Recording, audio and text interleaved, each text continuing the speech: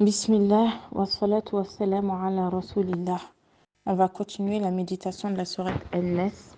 Donc, on avait vu contre le mal du mauvais conseiller furtif qui souffle le mal dans les poitrines des hommes, qu'il, le conseiller, soit un djinn ou un être humain.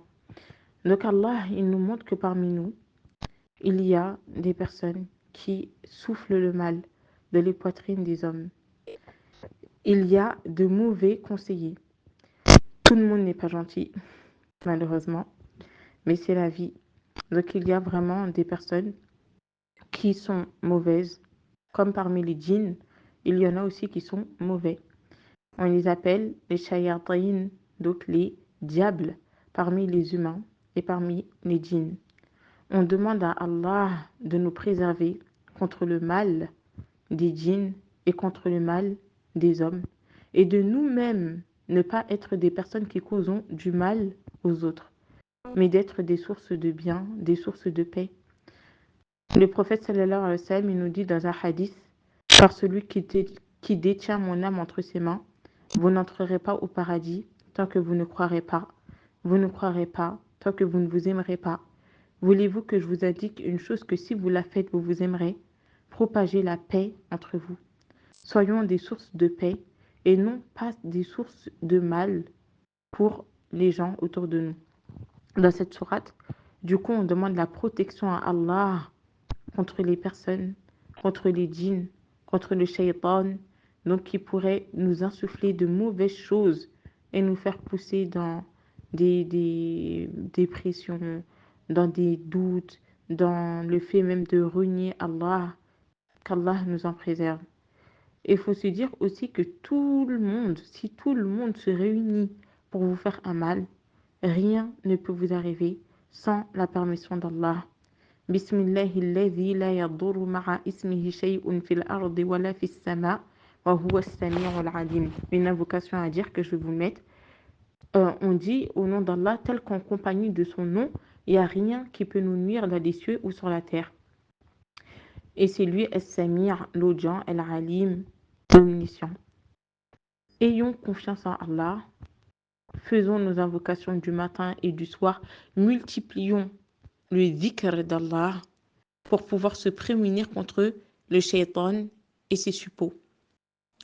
Donc, Allah aussi nous montre dans la sourate Fatir que tout vient de lui. Il nous dit que si Allah accorde une miséricorde aux gens, il n'est personne à pouvoir le retenir. Et ce qu'il retient, il n'est personne à le relâcher après lui. Et c'est lui le puissant, le sage. C'est-à-dire que même quand on éprouve de la jalousie ou qu'on veut que les biens d'une telle personne, de telle ou telle personne disparaissent, il faut qu'on comprenne qu'on n'a aucun pouvoir si ce n'est par la permission d'Allah. C'est lui qui donne, c'est lui qui reprend, c'est lui qui prive, c'est lui qui enrichit, c'est lui qui appauvrit. Si on a des demandes à faire, faisons-les à Allah.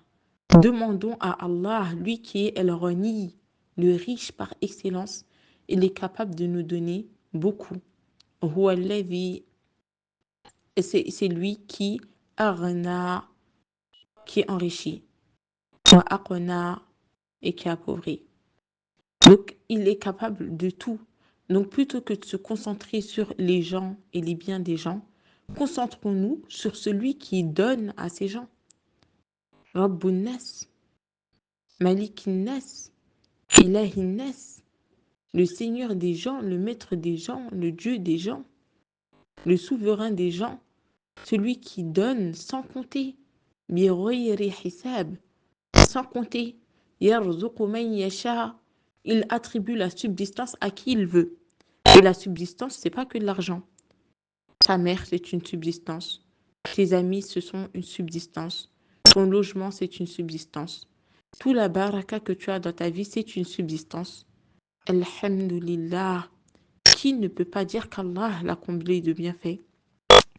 Il nous a donné d'indénombrables bienfaits, mais c'est juste que des fois, on ne va pas se concentrer sur cela. On va plus être concentré sur ce que les autres ont et on va oublier ce qu'Allah nous a donné. وَقَلِيلٌ مِّنْ عِبَادِيَ الشَّكُورُ. Et c'est pour ça qu'il nous dit que très peu de mes serviteurs sont reconnaissants.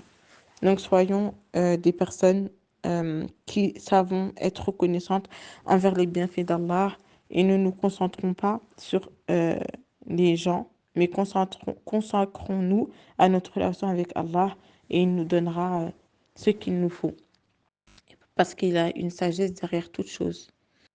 Walhamdulillahi Rabbil Alamin.